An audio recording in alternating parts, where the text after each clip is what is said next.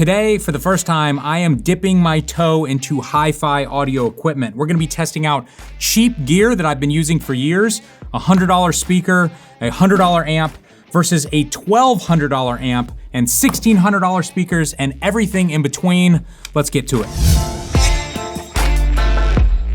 So guys, 10 years ago, I came up with an audio system that I thought sounded fantastic and cost just $300.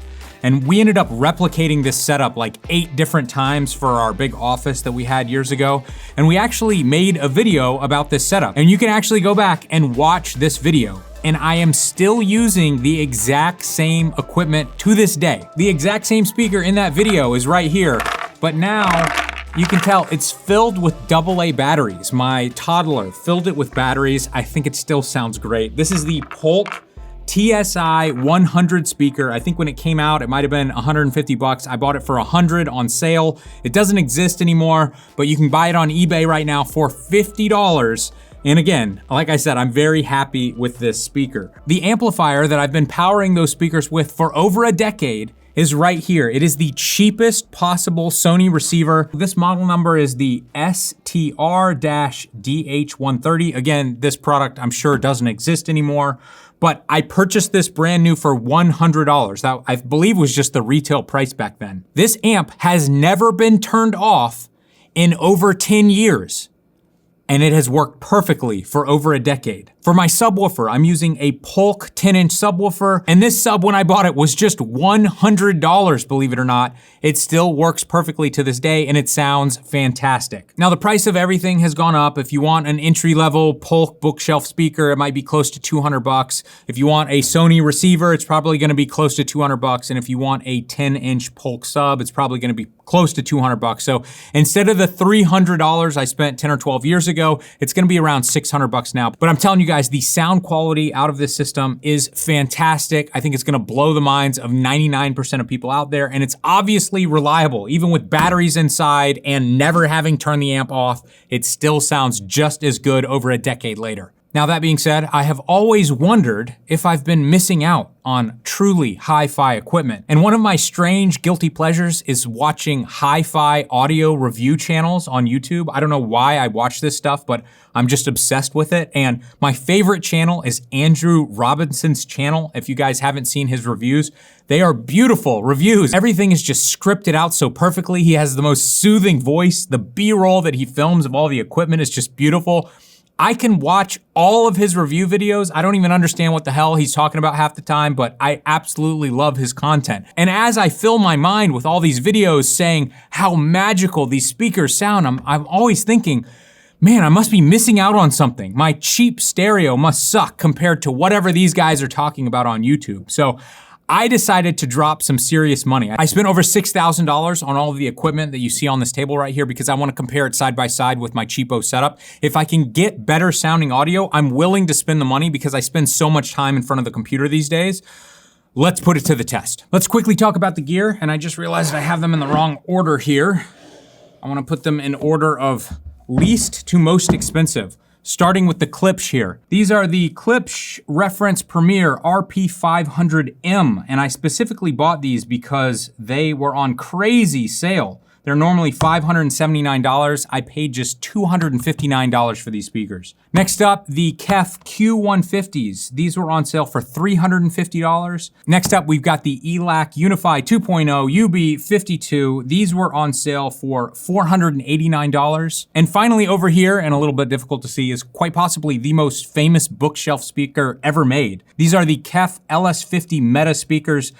I have seen these for sale for $1,500 for years, and they just dropped to $1,000 even. And this is what kind of got me to start this entire video because I have always lusted after these speakers. I feel like they're beautiful. I want to see them sitting on my desk, and I have seen probably 50 reviews of these speakers, and everybody talks about how absolutely magical they are. Now, one thing that audio reviewers love talking about are amplifiers and the different sounds that amplifiers can make, and how cheap amplifiers sound horrible and expensive amplifiers sound amazing and magical. So I definitely wanted to test amplifiers as well, and I purchased 3 of them. I purchased the WIM Amp Pro for $400. I got the Yamaha AS801 for $900, and I got the Cambridge Audio CXA81 Mark II for $1,200. I purchased a switcher that allows me to hook up multiple amps and multiple speakers and then switch between those amps on the fly and switch between those speakers on the fly. And I feel like this is incredibly important when you're testing out audio equipment, because if you have even a 1 or 2 second delay in between listening to speakers and the song changes a little bit, it would be so hard to compare them. But when I have the ability to switch back and forth instantly, you can really tell the differences. Now, I tested the WIM amp, my cheapo Sony amp, and the Cambridge amp all together, and I am telling you guys, I could not hear any difference. If there is a difference, I promise you, it's like 1% difference. I tested at low volumes, I tested at high volumes, I couldn't hear any changes at all. Now, I got my buddy Patrick in here, and he did the exact same test, and he used to be a professional musician, so he listens to music differently than me.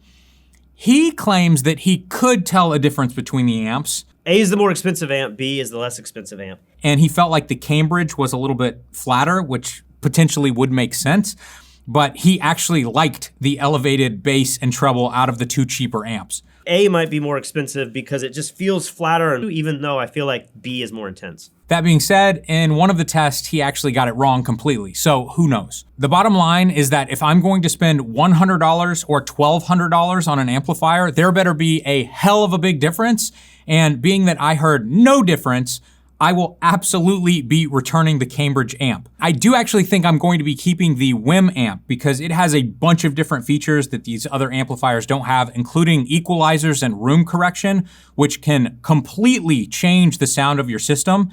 And I've been having a lot of fun playing with that. So we'll talk a little bit more about that later on in this review. All right, let's talk about the speakers themselves. Let's start with Old Faithful here, the 12-year-old Polk speakers.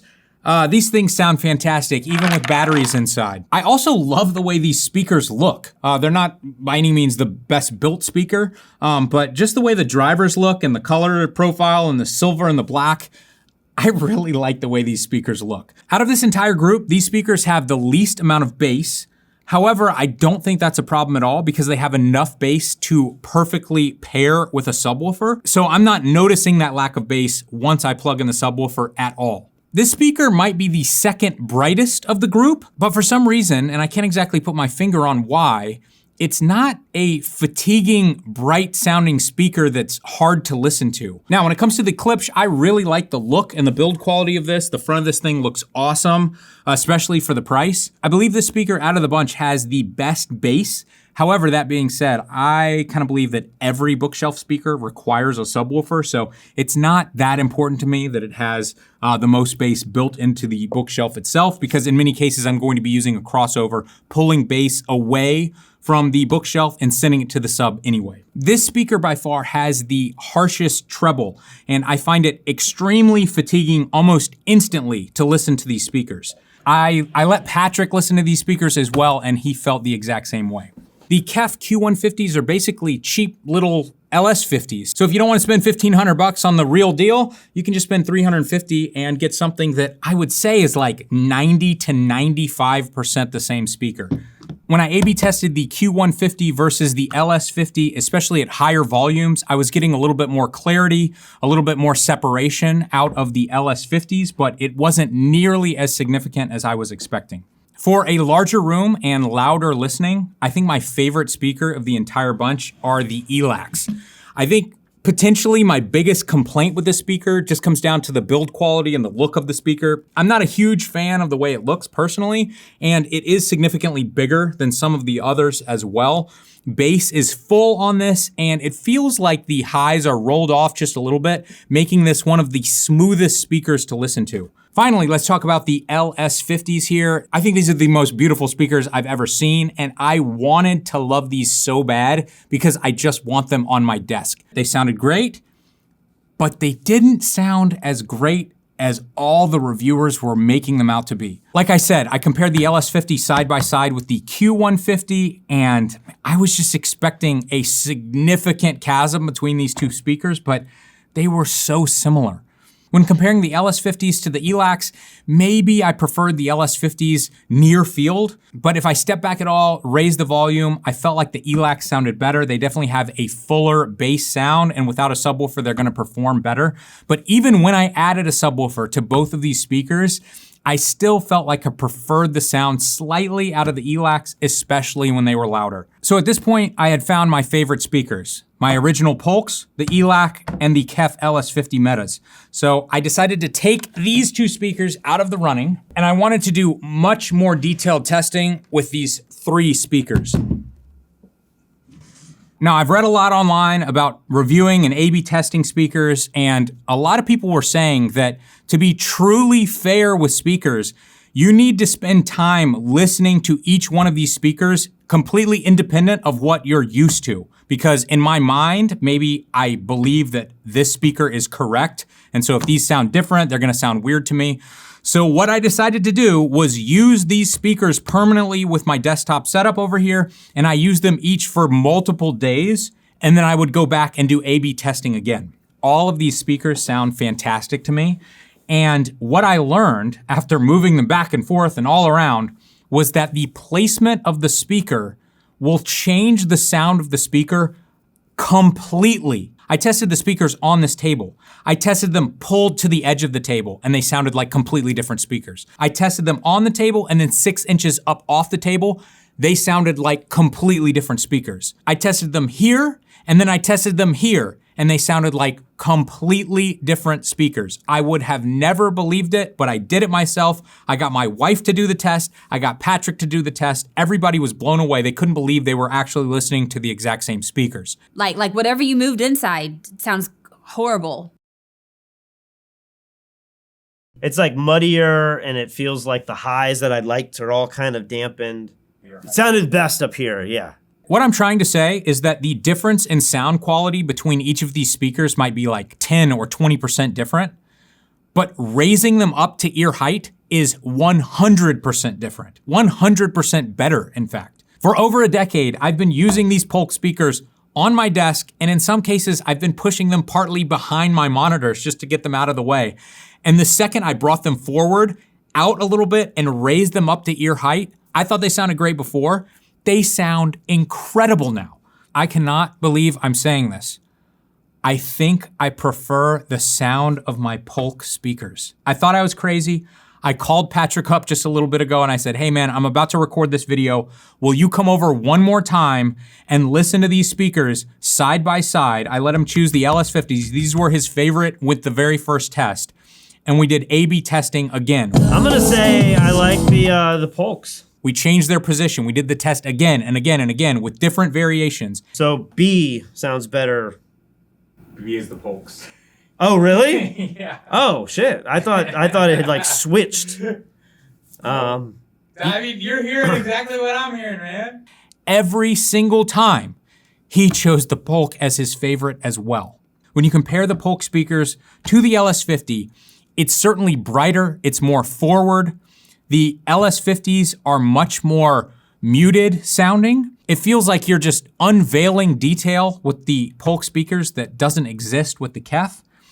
But all that being said, I think you could tweak all of this with an equalizer and you could get almost any speaker I've tested today to reveal or hide these details that I'm currently talking about. One thing that I did with each one of these speakers when I had them set up on my desk as my main setup for 3 days was I used the room correction feature on the WIM amp. And what it does is it uses the microphone in your iPhone to listen to the speakers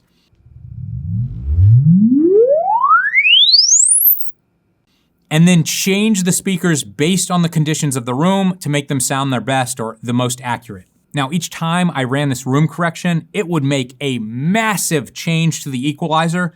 And when I would listen to it on and off, I would feel like it was going too far.